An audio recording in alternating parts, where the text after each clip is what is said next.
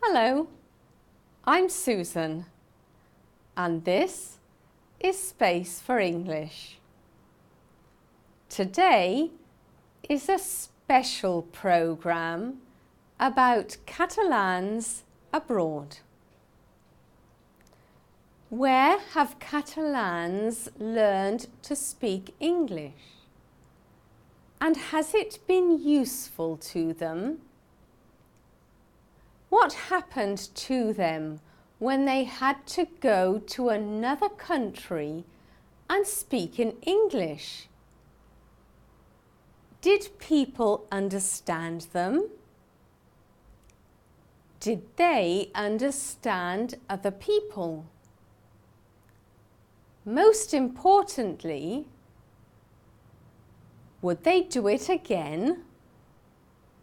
Let's listen and find out.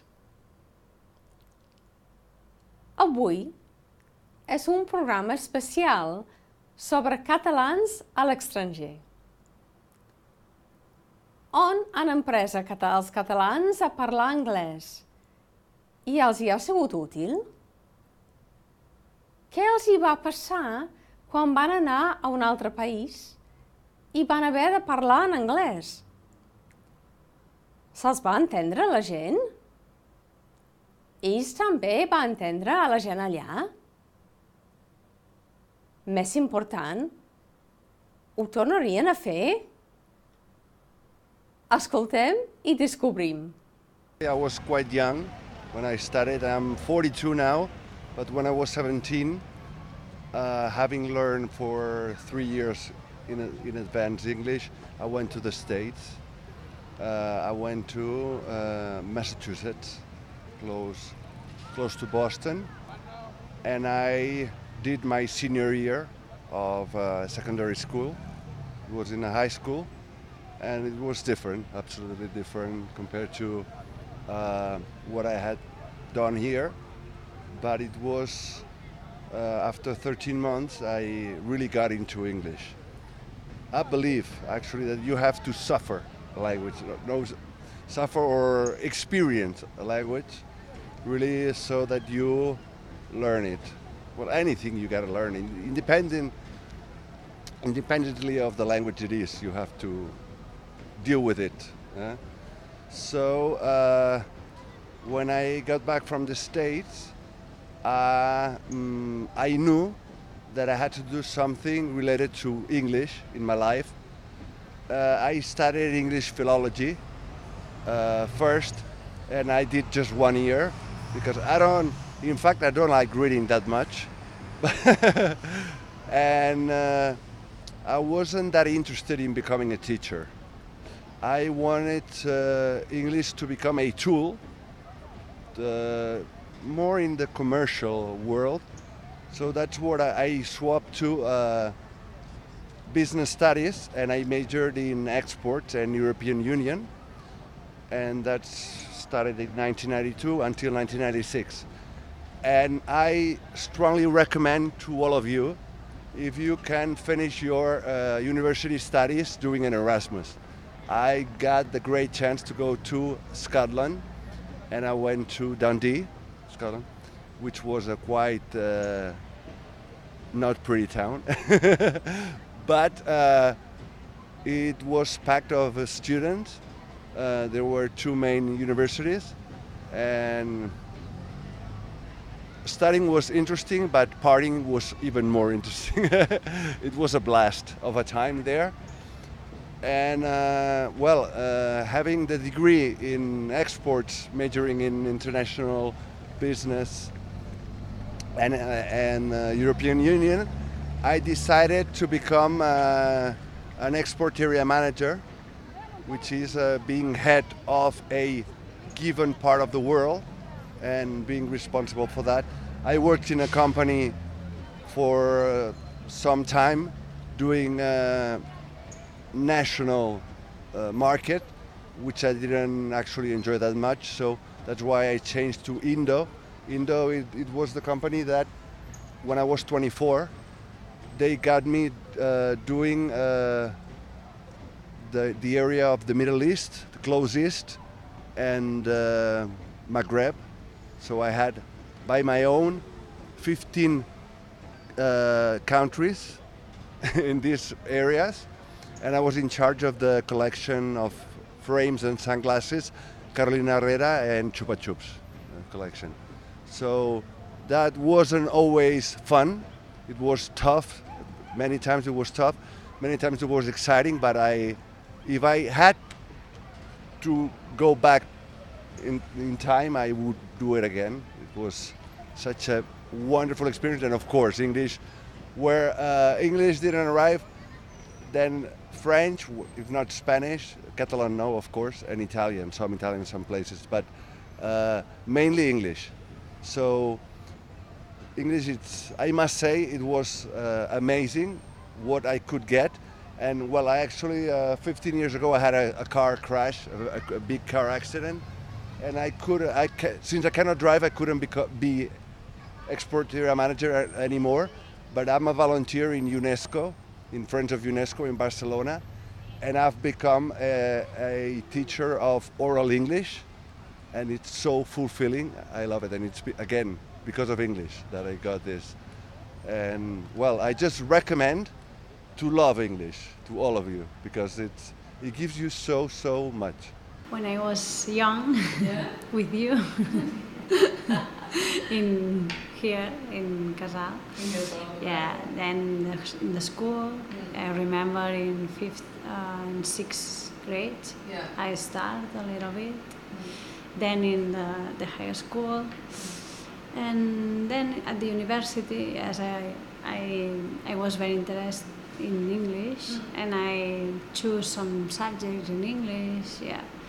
And then with my PhD, I had to spend some months abroad, and I think it was the moment that I learned more.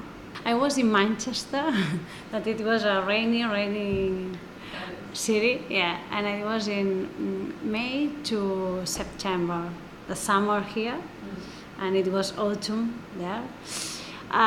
It was hard. No, I love the parks. Yeah, I love that everything was green. Yeah, and because I like very much go for a run and hiking.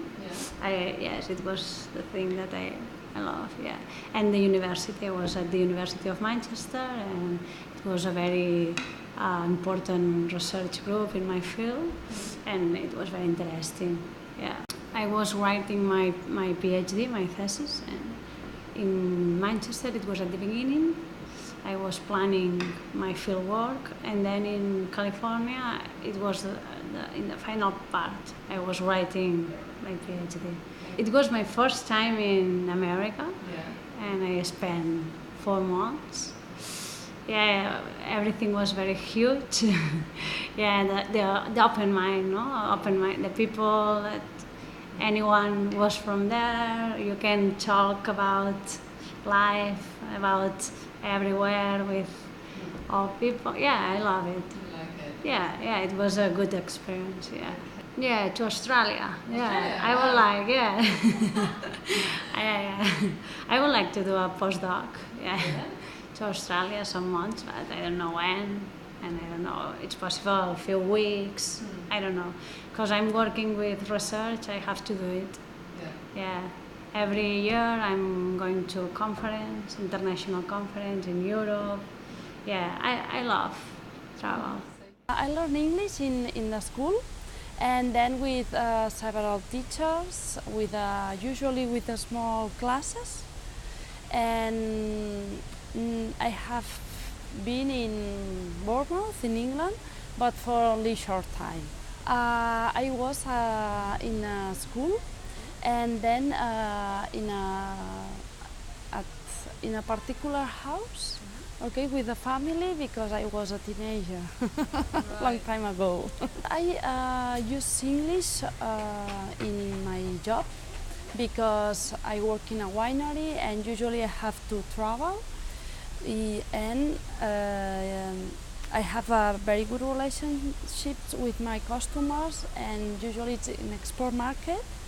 And it's possible that I have to visit them in their countries, and other times they have to come to visit our winery, and I have to show the winery and explain our culture and these kind of things. I have been in Asia, in Japan, Hong Kong, Korea, because it's our most important market, and I love it because they are very kind with your level of English. I think that it's different if you have to work in England or United States, they have a more level, and in this case it's easier for me.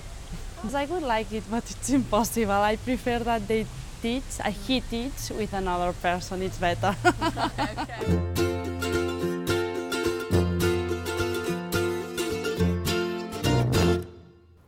Now, dedicated to all of you who have taken part in the programs and have been so brave by speaking and singing in English, here are some of the good times we had when filming. We hope you enjoy them. Ara, dedicats a tots vosaltres que heu jugat un paper en aquests programes i heu sigut tan valents parlant i cantant en anglès, aquí teniu alguns bons moments que vam passar filmant. Esperem que us agradi. Who are you? Fine, thanks, Alba. And you? I am fine, thanks. Every day I work overtime and early. I guess I'm early. We are here to plan a surprise party for Jordi. Good morning, can I help you? Perdoneu-me, que no m'arriba el plano. Som a petita. Thank you very much. What a lovely shop and what a delicious smell. Bye bye. Bye. The next. Good morning. Please can you... I know. Go out of the shop and turn left, go straight over the roundabout and take the second turning on your left. The hospital is in front of you. The hospital! Good morning. And where do you want to go?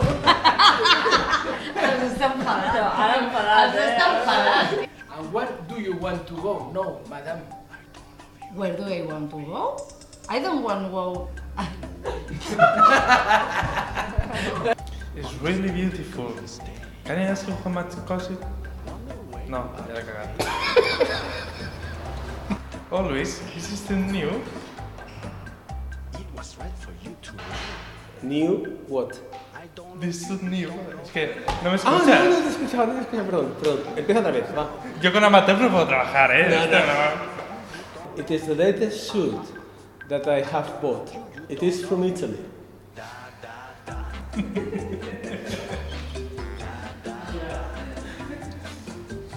Good day, everybody. After that, it's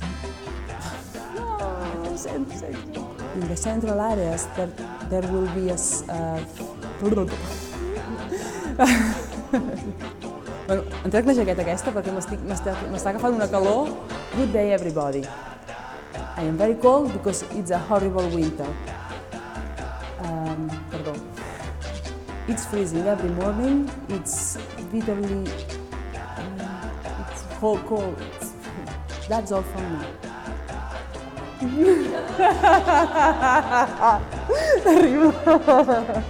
Bueno, that's all from me. I'm off to my fireplace and my central heating.